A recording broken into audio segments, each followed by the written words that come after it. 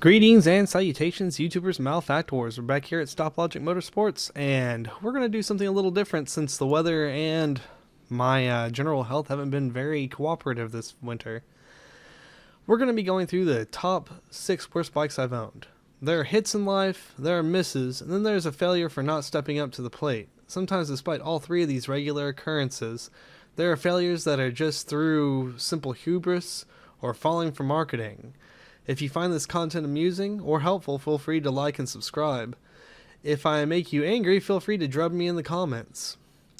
Anyways, without further ado, today we'll take a tour through the top 6 worst bikes I've owned. There might be one on this list that you own, and not to knock it, but not every song is a hit, so to speak. So, number 6 on my list. The CRF450 RL, or L depending on what year model you own. What can I say about this bike? It's a Honda. We all expected to kill our urges for a high-performance dual sport, and finally abandon the dreams of joining the dark side with the KTM. The best aspect of this bike, other than the amazing looks, is the suspension, and that pretty much ends all of the amazingness right there. The engine from the factory was the most stall-happy bike I've ever rode.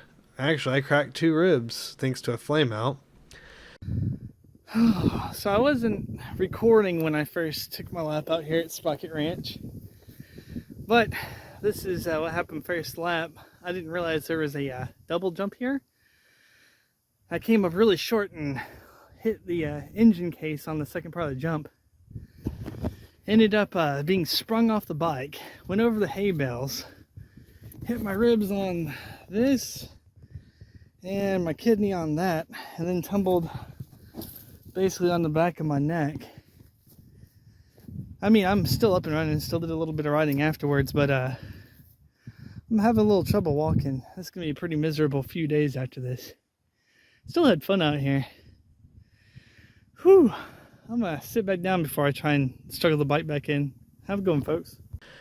And it had a sort of lumbering quality about the handling that made it a tad of a handful to race. It also excelled in making your wallet lighter with all the hop-up mods to address some of the weaknesses from the factory. The fondest memory I have of this bike was drying my wet socks on the header. Then we also have the starter issues. All in all, this bike was a fairly expensive experience. Coming in at number 5 on my list is my 1995 KLX 250. The bike that nearly left me in a wheelchair. The older carbureted models had a tendency to not fire back up if you left fuel in the carb, or if it got cold, or if the bike was hot, or if the planets were not aligned. I had a 1995 KLX 250 as my backup bike in the 1990s to my KDX 200, and I was locked in to riding green back in the day. The worst moment of my time with this bike was the Baja 250 in California, where the engine locked up due to dirt ingress into the motor. Apparently I had a slightly warped air filter cage. Normally this isn't a problem unless you're flat out in 6th gear blasting a desert. The coming to a stop wound up with me waking up at San Diego UCSD a few days later in a Halo.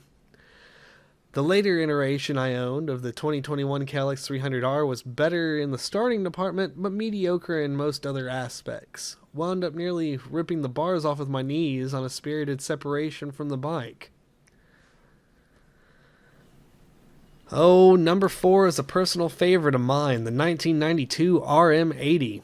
Just look at this thing. It was bar none the most hideous bike I've ever owned. As a kid, I was embarrassed to take this bike out, and in the off chance it would run right, or at all.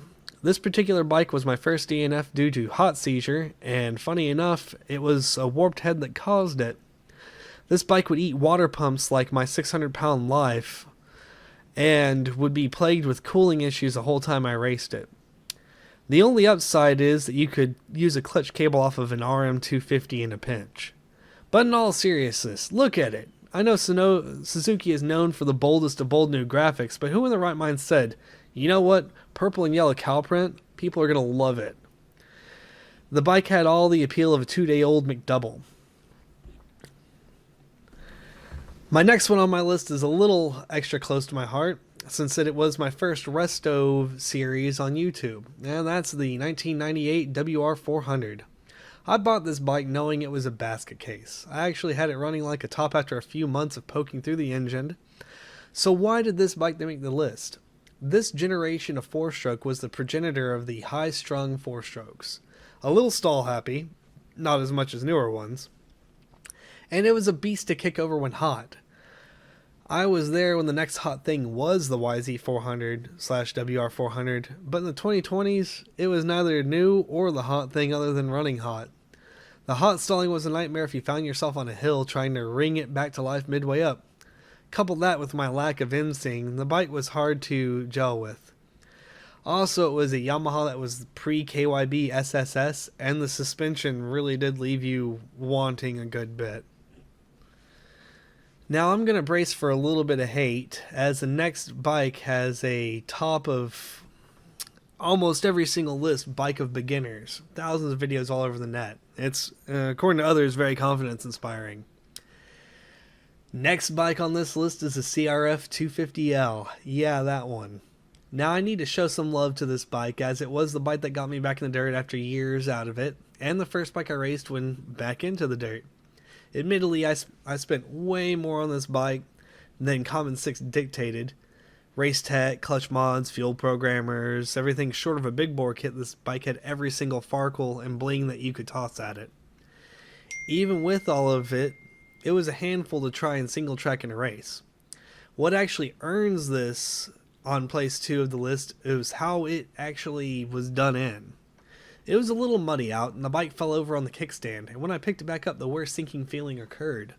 The frame was bent and had stress cracks at the frame to peg area. The insurance totaled the bike. It was totaled by tipping over. What was this frame made out of? Brie cheese? Dude, I've had Power Wheels take more abuse than that bike. Number 1 on my list was more so of a vanity or a comedy project. I decided to buy a CRF450R and convert it to the big wheel version, or RB or Expert. Set it up for my weight and race it. This was after riding with my friend who had it before me, and 3 of us getting worn out trying to start it after it had a hot stall.